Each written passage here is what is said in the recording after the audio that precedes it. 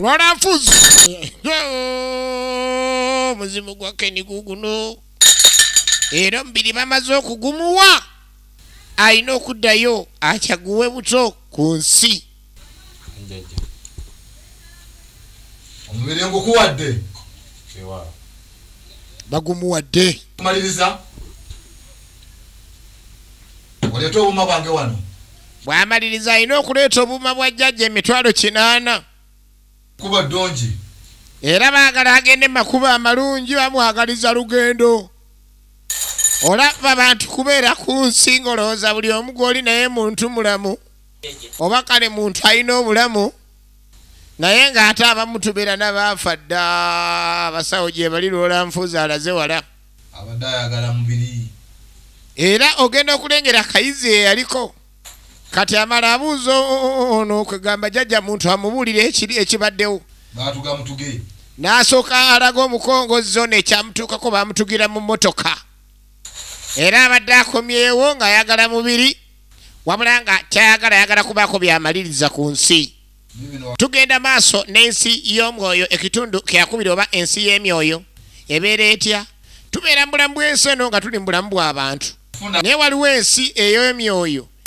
nga ujja wasangibwayo emyoyo gy'abantu abaafa kale mwana muwala yali akyali ku kitanda omuzimu gwatandikirawo omulimu gwagwo ekyali ntandikwa nagambye tosubwa abazanyi bo nga mwana mulenzi T West nga kwereza nga David ekyali ntandikwa kati mwana mula we yali agenda okukwatakwata Ken yajja kumba omuzimu gweguze baguddiza omubiri mwana mula nga tulaye musawo kono musawo tujja kumulaba jja tugende bane choka bane Ken choka naye Ken kati tamanyi nti alina muzimu omuzimu baguddiza omubiri guli mbwangu nnyo gwagala kutwala ekyago binono bya ddala nakamyalidi ya ku screen tugenda maaso era nga atandika butandisi akyali gy'oli wandibadde odduka misinde ensi y'emyoyo oba ensi y'omwoyo twagala tulaye bwefaanana kisoboka omuntu okudda mutumba Isaac Bini Maruti mwana mulenzi ono baneka kati banajja nga siriwo bananoonyeza abantu tugende omuzimu ne gubba omulwadde mu ddwaliro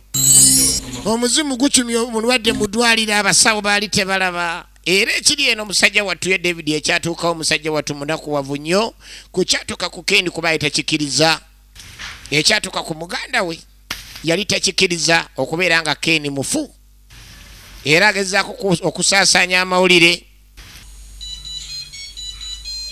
agezaako kuba ku busimu bw'abana abalala kino ekyatuuseewo kyali kyenyamiza okubeera nga Ken yali afudde ngabala nga tulengedde yagenda mu ddwaliro nga tewali aliyo Madikizera Princess yanagambye ku screen sagala omusubwe tuli kitundu kyakubiri ate nga Madikizera Princess yawandiika yawandiika olugero era naluteeka mu nteekateeka kati bali eno nga bw'omanyi mwana muwala ono Liita yali ayagala nnyo eby'emikyakalo owaye David ogambye eki kakati yakubanga abika yakubanga abikira bano Ken mugenzi amawulire gajja mabi Lesi tannabimanya aseka nagambye T West bamutaddewo nga continuity kati ono alowooza byabasajja alowooza byakuniina kumbe mawulire gannaku gwe nookyali awo tebinsobedde kikyate binsobedde sooka otule mwana tusooka otule nkubuulire tebange nti Ken yafudde obadde Ken ono waffe gwogamba eri naawe ogambye ali kiddemu Ken yafudde bannange jukira yali amwagala kitegeeza diri zonna ze yapanga yakolanga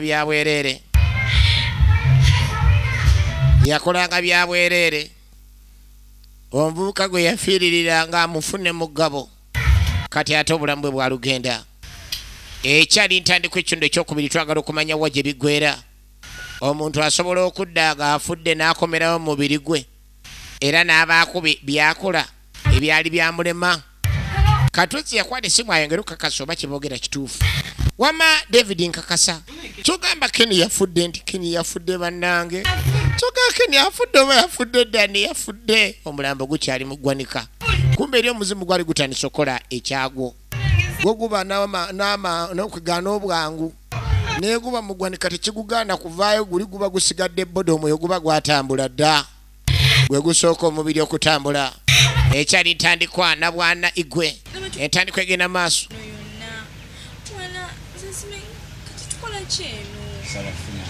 kati mwana mwala abuuza kye bakola eno amanyi alina Kenny omutuufu kumba alina azimu kwisasonga obudde tujja nkunyonnyola naye kugamba nti kati gwamuleeta gumunyonnyola jjukira alabikira ddala nti muntu naye nga mwana mwala takimanyi nti alina azimu awedde emirimu mukunyonnyola ona entebe we tuzze olwo ennyumba ya daddi wange yali nnungi nnyo nnyo nnyo kati yamuleeta entebe eno ekitubulu ennyumba eri kumpi n'amazzi era nga ennyumba yali ya daddi we bagenda okubeera nga bagira babeera kakati liita n'abalala batwisisi bagambye kyokka nzijeyo mu ddwaliro bajja lowooza oba nabuze bubuzi twandyandiisi bagambyeko kono nti kyetaaga bagamba kati twagala tubeere n'entebe kubanga tukooye abatulinyirira omuzimu gwaleeta mwana muwala era ngeri gye kyali ni munne gwali gumaze otegeera ni mwana muwala teyalina adde buzibu tayendeguzangako tabeeranga n'abasajja be baaboogeranga bwe byali gwamala okakasa omuntu gwe gwaliko naye ng'obudde tewali kyova olagwasaba omubiri gukomewo gusobole okutuukiriza ensonga ezitaatuukirira kitundu kyakubiri tugenda maaso ensi y'emyoyo nagambye Filipo omwana w'abandi kino yakirimu era gwamusaba asobole okubeera nga agugumiikiriza tozanyisa azimu kubula bano bali mbiwoobe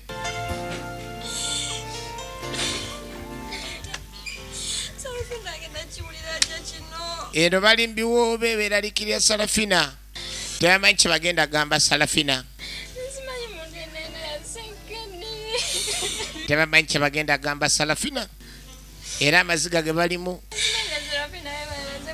basaasira mwana muwala Sarafina yabula tebamanyi waali tebamanyi kye bagenda mugamba ne babeera bamulabye Sarafina bagenda mugamba ki nti Kenny yafa ate nga mwana muwala badde akyali mu kiyongobero tukyagenda maaso nagamba essimu ya Filipo omwana w'abandi erina oti 7525562100 mukubire kati gwagala okuzanya ebina Uganda weeyagala otumbule talanta yo ye Filipo omwana w'abandi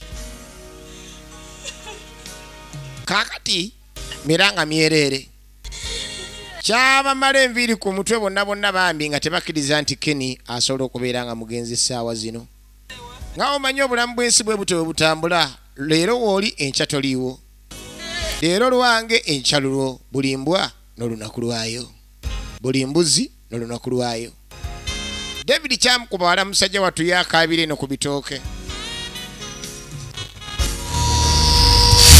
abalyawo omuzimu guguno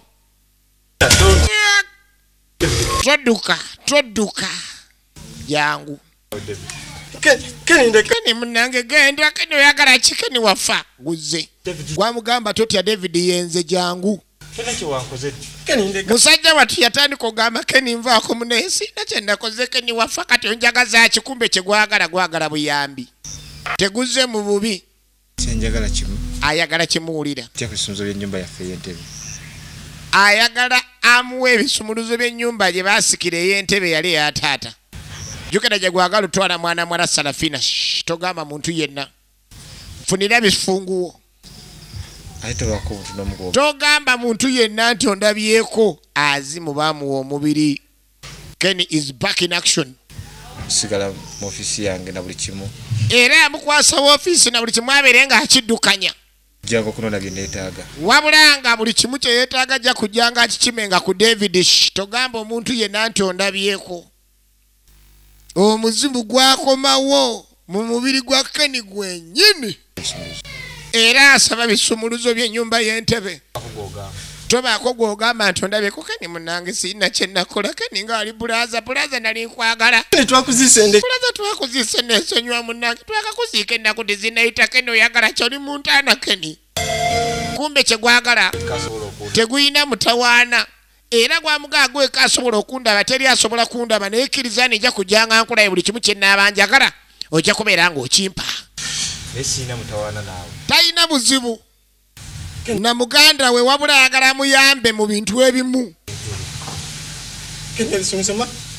Musajja atayogera ananaagira ebisumuluzo nanna. No. Tonanaagira. Gendo bire. Gwe genda obireeta oba olina bwewabiraba. Kanzije ekeni munnange yadduka. Garakikiriza negutema. Negutema. Nze nembeera nza otondabawo kyokka gwalese no mwana muwala yalinda ng'alaba Keni takomawo. Yamanya alina muntu yakomyewo munnange mu nkola entuufu. Kumbe abantu abamu babeera n'abantu nga balowooza abantu kumbe babeera na mizimu. Obulamu bw'ensi buzibu, emizimu gisobola okudda ku nsi ne gyambala n'emibiri. Obudde nga buba buzze ku bunnaabo katulabe wajje biggwera yalinda mwana mwala Sarafina. Ng'alaba takomawo. Nagambye ye bamuyita Madikizela. Princess original names. Kati mutaka ava okukima ebisumuluzo bano bakaaba buli omu akaaba bibye. Akaaba okunywa obugi nga bw'omanyi ebyabafu. Buli omu akaaba, buli omu agamba kimuyitiriddeko. Liita kino kyamutabuka kukumbu aleeta ebisumuzo baamugaana okwogera ekigambo kyonna wona azze atidde. Alo. Alo. Enzijja gye gujja b'ogiwulira. Gukyaliwo. Atuuka tagula.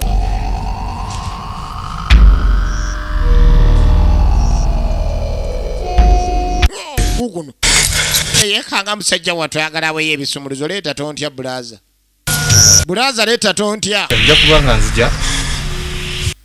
Kati gumugamba gugenda kubeera nga gujja buli kye gwagala Bulaza alina okukiwa. Obuyambi. Buli wanajjanga nga yeetaaga obuyambi ajja kubukimange wa David katono yeekojowere.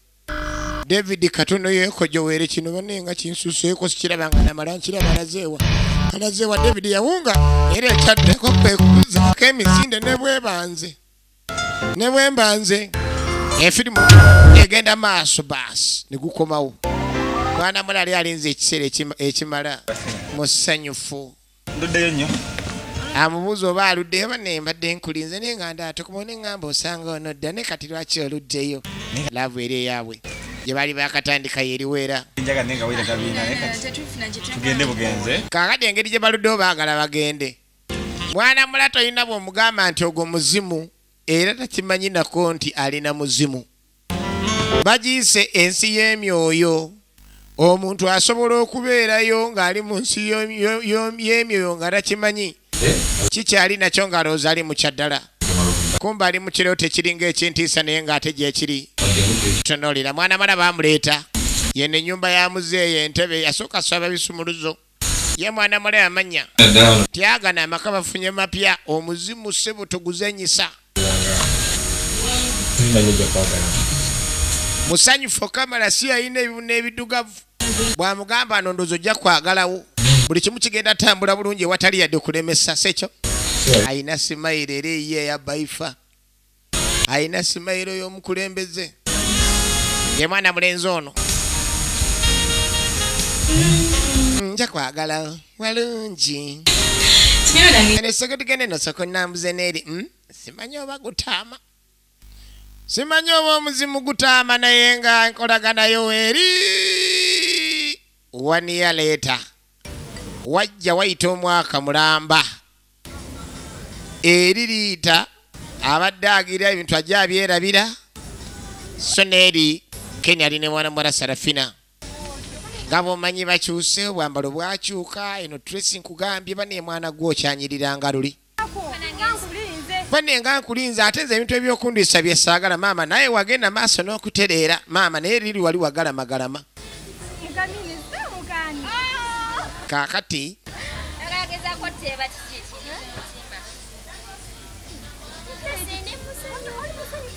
ono mwana muwala musanyufu era Tracy agamba takirabangako. Oteeka okuba nga afuna omusajja gw'obeerako gw'ogamba nti y'ono. Omanyi abaana ab'obuwala balwawo setolinga amala kulira ng'atandise okutuka n'agawayi. Kanfune neekwata nzire mu mpumbe buto. Kati mwana muwala enteekateeka z'alina za kusetolinga. Otunuulira mu bawala n'onoonya n'olabira ddala ng'abaana ab'obuwala balwana entalo ez'ebikompola eza roketi loncha RPG roketi perudigurunedi zonna nga bazirwanyi. Ganoonya bunoonya wa setolinga. Kati basinkaganya oluvannyuma lw'omwaka mulamba.